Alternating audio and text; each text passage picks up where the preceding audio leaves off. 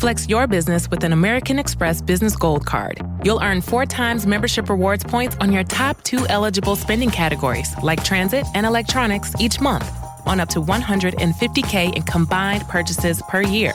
Plus, you can now earn 3 times membership rewards points on flights and prepaid hotels booked on AmexTravel.com. Terms and points cap apply. Learn more at americanexpress.com/business-gold. Amex Business Gold, built for business by American Express. Kroger Delivery makes it easy to do your holiday shopping in a jingle. There might be a lot on your to-do list, but thanks to Kroger Delivery, you can get everything you need delivered straight to your door at the same great prices you'd find in store. Our refrigerated trucks always ensure that your groceries arrive fresh. And right now, you can save $20 on your first order of $75 or more and get free delivery with a Boost membership. Restrictions apply. See site for details. Kroger, fresh for everyone. Good morning, guys, and welcome to the podcast. What if I told you our guest today, he's an AI pioneer and founder of Modern IQs.com, deeply immersed in content creation, inbound marketing, business, and entrepreneurship. And people call him Effie because he's all about efficiency. He talks about marketing, business, AI, future, automation, innovation, efficiency, and finance. So I'm really happy to welcome today's guest, Stefan Fair from the Netherlands, and I'm happy to have this conversation. So Stefan, welcome. Hello. Thanks for having me. Yeah, briefly introduce yourself, and I'm really excited to talk with you. Yeah, thanks. So yeah, as you said, my name is Stefan. I'm the founder of Modern IQs, which is an AI app store. Basically, we are launching pretty much apps daily now.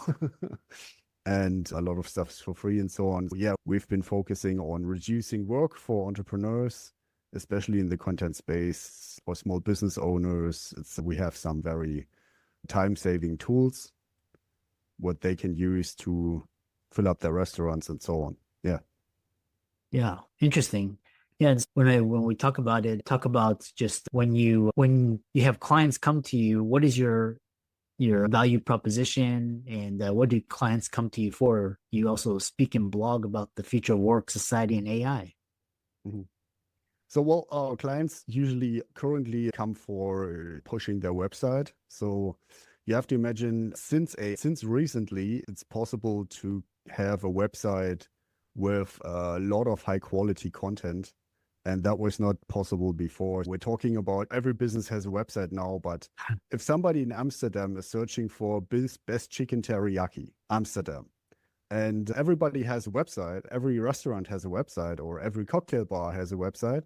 But if somebody's searching for best Long Island iced tea Amsterdam, and you're the only one that has a blog article, Google kind of has to send you the traffic because nobody else has the content. If you have a blog article that says chicken teriyaki Amsterdam and nobody else has, there's nowhere else to go, right?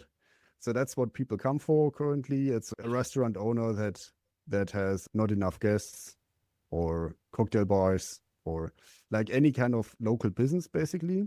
Jim can talk about. So I'm posting on social media about tips, but every local business can create hundreds of blog articles and put them on their website to get more people incoming from local. Yeah, that's really interesting. And so we'll dive into the conversation. The first thing is we'll talk about efficiency, and for the audience, we'll talk about efficiency, marketing, AI, future technology, innovation. How do you see AI impacting the efficiency of businesses in the next decade? It's always interesting. People ask me about the next 5 years. Decade is even worse.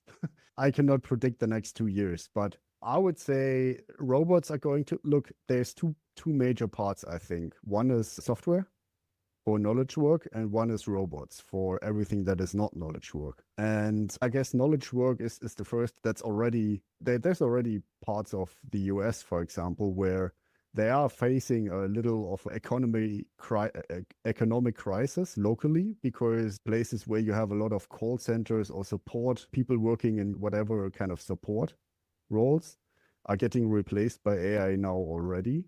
And that's a couple of % of the global work population. So it's already happening. on the software side. And obviously, as the software gets better, as the AI get better, more and more is going to be affected job-wise. So on the business side, I would say, if you ask me for in 10 years, I would say you have a business idea.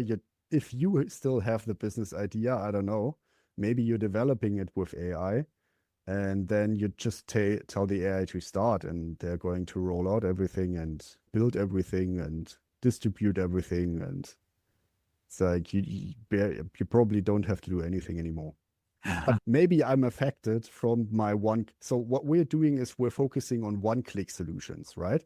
So everybody right now is using some text generation tool to speed up their typing, but they don't realize that their typing is maybe 5% of their work. And what we're doing is we're eliminating the process. So we're eliminating, well, almost 100%, maybe 99% of the time you need to create, for example, a high quality blog article. Yeah. Interesting. Yeah. Yeah. And the next question I have for you is, because I was reading about AI agents and AI bots. Do you have any experience in this? And if so, what are they? And explain that to what they are. So to be honest, when it comes to agents, we're not currently working with agents yet. But as far as my understanding, it's a machine that when you use ChatGPT, you need to prompt it, right? And if you don't enter a prompt, it's not doing anything. But the agent, you just tell it a goal, and it starts working on itself till it finishes the goal. So it's like a higher degree of automation. So this is something, when you ask me of the future of business, I've seen recently the founder of Salesforce, and they are working on an AI army kind of tool, or I think they already launched it. And they claim that this can automate even the most complex processes. So I guess that is where our future work and maybe even government agencies, departments will be getting automated. So yeah, that's quite something. Yeah. Yeah.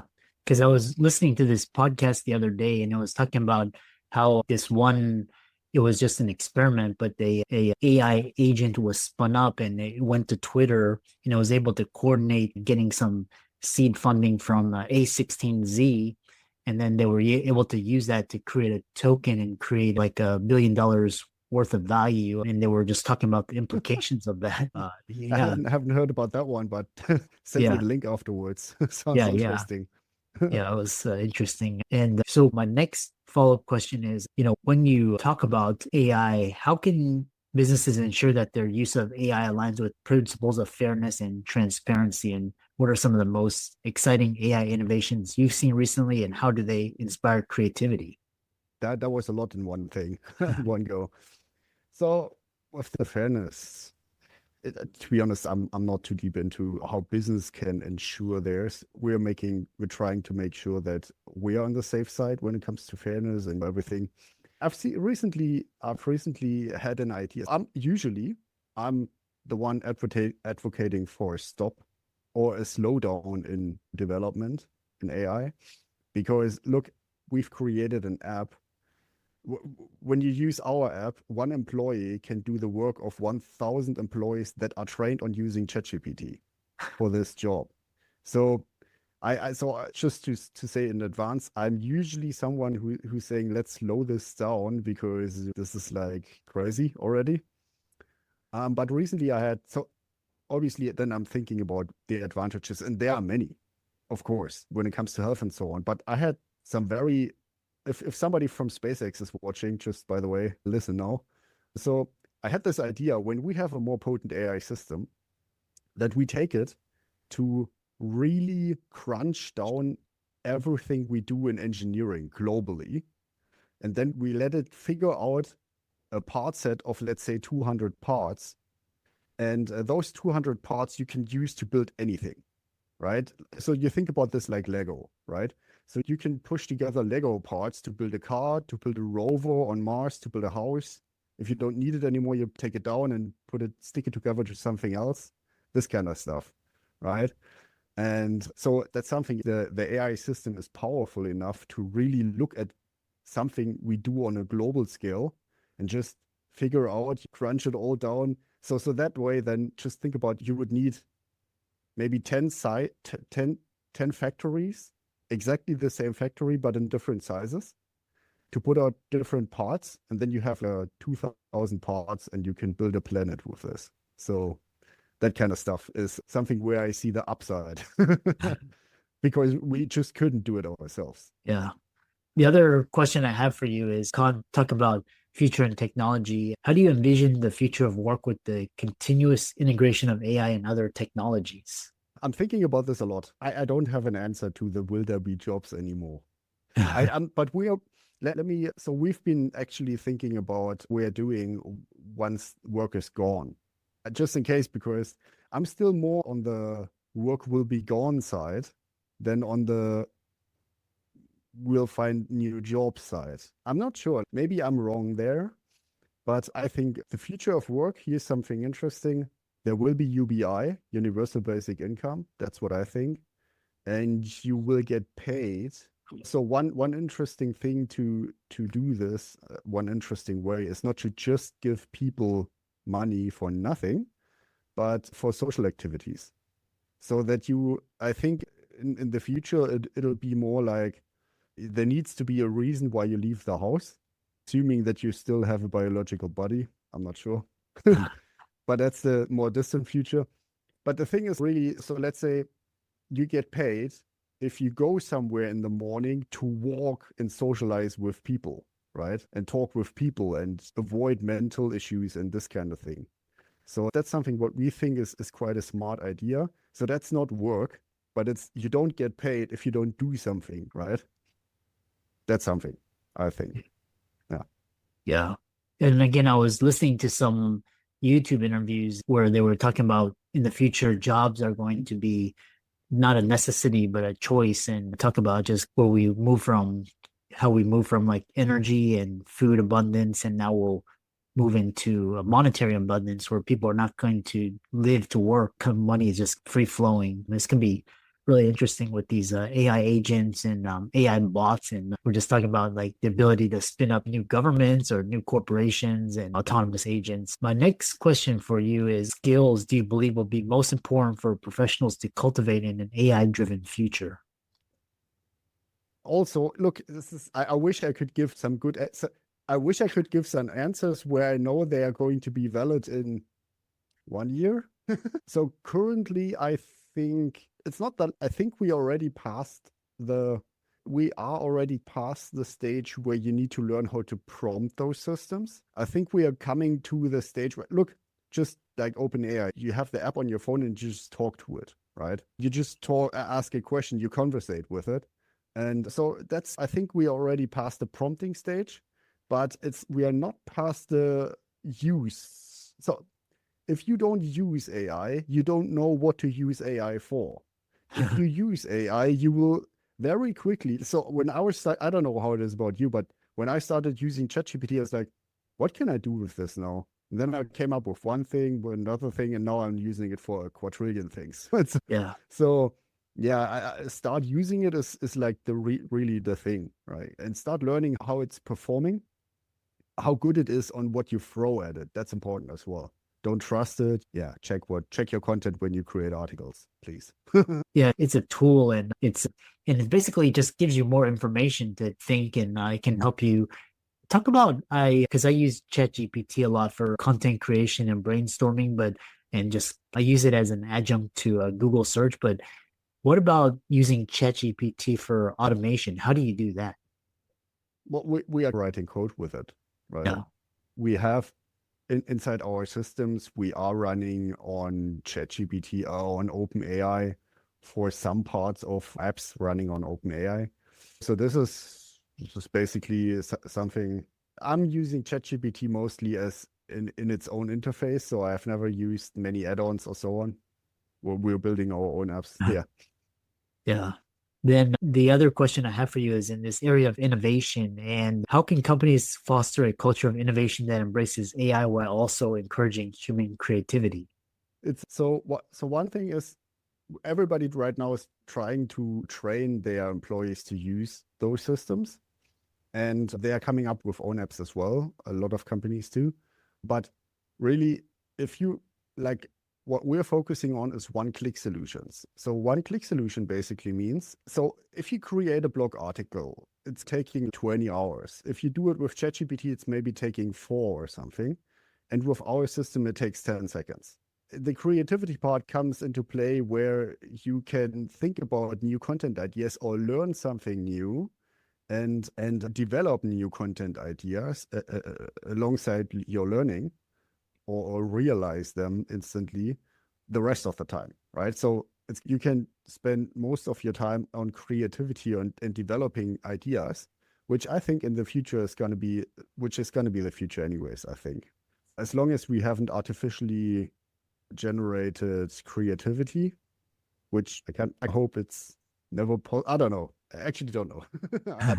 I don't want to, maybe it's good if we do it. I don't know. Yeah.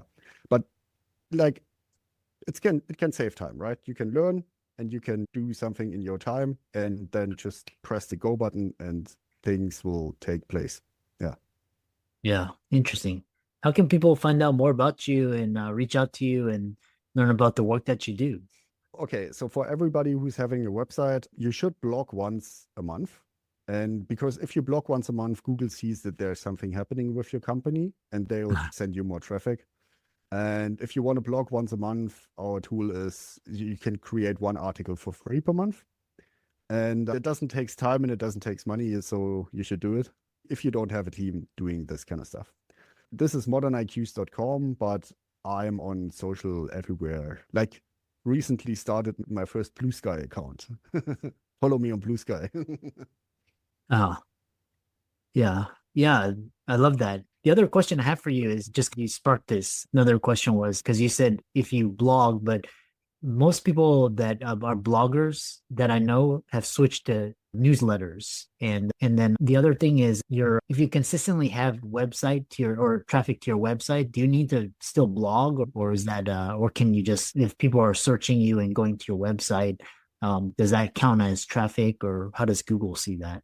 So I haven't said this yet, but there are websites like healthline.com, they get 200 million monthly website visitors only by creating high quality articles. This is how the thing started with us as well. Once we saw this story and we've been blogging a lot. So what was the question again? Sorry. Oh, most like for example, a lot of bloggers that I know that I talk to, they have switched to newsletters but so they don't blog anymore, but they still have traffic. Google still sends them traffic. Do you necessarily need to blog to have Google see that your website is active? Or I'm not sure to be honest, I'm not sure how it is about releasing new articles, but you should definitely update your existing ones regularly. I don't know. So as I said, Healthline gets people clicking, like coming in because they blog and they don't stop blogging.